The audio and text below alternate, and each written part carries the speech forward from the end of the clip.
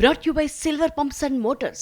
Top quality और consistent performance के लिए सिर्फ सिल्वर पंप्स नाम याद रखना. ప్రపంచమే విస్తుపోయేలా ఏపీలో లిక్కర్ స్కామ్ జరిగిందంటోంది కూటమి ప్రభుత్వం. కాదు జగన్ టార్గెట్ గానే లిక్కర్ స్కామ్ ఇన్వెస్టిగేషన్ జరుగుతోంది అంటోంది వైసీపీ. దీంతో విచారణ వరుస అరెస్టులతో హాట్ టాపిక్ గా మారిన మద్యం కుంభకోణం కేసు ఇటు పొలిటికల్ గాను ప్రకంపనలు రేపుతోంది. కూటమి వైసీపీ నేతల మధ్య పొలిటికల్ వార్ నెక్స్ట్ లెవెల్ కి వెళ్ళింది. ఇప్పుడు సిట్ జెట్ స్పీడ్ తో ఉంది. ఈడీ కూడా తగ్గేదేలే అంటోంది. దీంతో లిక్కర్ స్కామ్ కేసులో ముమ్మర విచారణ సాగుతోంది. అరెస్టుల సంఖ్య 7కు చేరింది. ఏ నిమిషానికి ఏం జరుగునో అన్నట్లు ఇన్వెస్టిగేషన్ మంచి దూకుడు మీద ఉంది. మరోవైపు పొలిటికల్ లడాయికి కారణమైంది లిక్కర్ కేసు. గత ప్రభుత్వ అవినీతికి నిదర్శనమే లిక్కర్ పాలసీ అంటూ కూటమి నేతలు కారాలు మిరియాలు నూరుతుంటే జగన్ను కావాలనే టార్గెట్ చేస్తున్నారని వైసీపీ నిప్పులు చెరుగుతోంది. లిక్కర్ కేసులో ఇప్పటి వరకు అరెస్టైన వారందరూ మాజీ సీఎం జగన్ అనుచరులేనన్నారు మంత్రి కొల్లు రవీంద్ర. జగన్ కనుసన్నల్లోనే స్కామ్ జరిగిందంటూ తీవ్ర విమర్శలు గుప్పించారు. మీతో పని చేసినందుకు చాలా సంతోషంగా ఉంది. మీరే బెస్ట్ బాస్. ఇప్పటి వరకు మేనేజర్ గా ఉన్నాను, ఇప్పుడు బాస్ అవుతాను.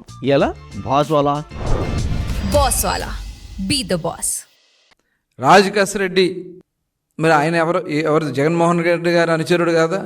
గోవిందప్ప, ధనుంజయ రెడ్డి గారు, కృష్ణమోహన్ రెడ్డి గారు, వీళ్ళ పాత్రలన్నీ గురించి కూడా స్పష్టమైనటువంటి ఆధారాలతో ఇవాళ వార్తలు వస్తామంటే వీరంతా ఏ పార్టీకి చెందిన వాళ్ళు? జగన్మోహన్ రెడ్డి గారు. సిట్ విచారణ జరుగుతుంది. వాస్తవ విషయాలు మొత్తం కూడా బయటకు వస్తాయి.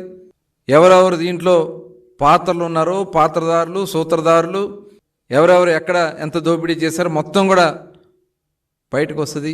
జగన్ను అరెస్టు చేయాలన్న ఏకైక లక్ష్యంతోనే కూటమి ప్రభుత్వం పనిచేస్తోందని ఫైర్ అయ్యారు మాజీ మంత్రి పేర్ని నాని. చంద్రబాబు కంటే ఒక్కరోజు ఎక్కువైనా జగన్ను జైల్లో ఉంచాలనే కుట్ర జరుగుతోందంటూ ఆగ్రహం వ్యక్తం చేశారు ఆయన. జగన్మోహన్ రెడ్డి గారిని అరెస్టు చేయడమే లక్ష్యంగా మీరు పైనుంచి కిందకి ఇటువంటి దొంగ సాక్ష్యాలన్నీ కూడా పోగేసుకుని ఎక్కడ ఆధారపూరిత పేపర్ ఎవిడెన్స్ కానీ పేపర్ డాక్యుమెంట్ కానీ లేకుండా ఆడిని కొట్టి బెదిరించి సంతకాలు పెట్టించి అదే వాసుదేవరెడ్డి 3 సార్లు కోర్టుకు కంప్లైంట్ చేశాడు. నన్ను బెదిరిస్తున్నారు, కొడుతున్నారని చెప్పాను.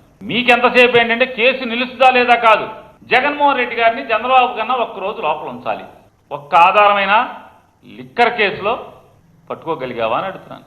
ఇటు ఎమ్మెల్సీ బొత్స సత్యనారాయణ మాత్రం ఎలాంటి విచారణ చేసుకున్నా ఇబ్బంది లేదన్నారు. కానీ దర్యాప్తు సంస్థల విచారణ పారదర్శకంగా ఉండాలన్నారు. కేవలం ఒక్కరినే టార్గెట్ చేయాలనుకోవడం సరికాదన్నారు.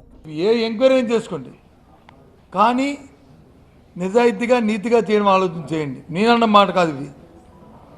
సాక్షాత్తు సుప్రీంకోర్టు నుంచి హైకోర్టుల వరకు చెప్తున్న మాట, న్యాయస్థానం చెప్తున్న మాటలు. ఏదో మోటివ్తోనో ఎవరినో హింసించాలనో, ఎవరినో ఇబ్బంది పెట్టాలనో, ఎవరినో అవమానపరచాలనో కార్యక్రమాలు చేస్తే వ్యవస్థ ఒప్పుకోదు. కాలం ఎప్పుడూ ఒకలాగా ఉండదు. మొత్తంగా AP liquor scam case political యుద్ధానికి తెరలేపింది. నేతల మధ్య మాటల దూటాలు పేలుతున్నాయి. మరి ఈ ఇష్యూ ఇంకెంత దూరం వెళ్తుందో చూడాలి.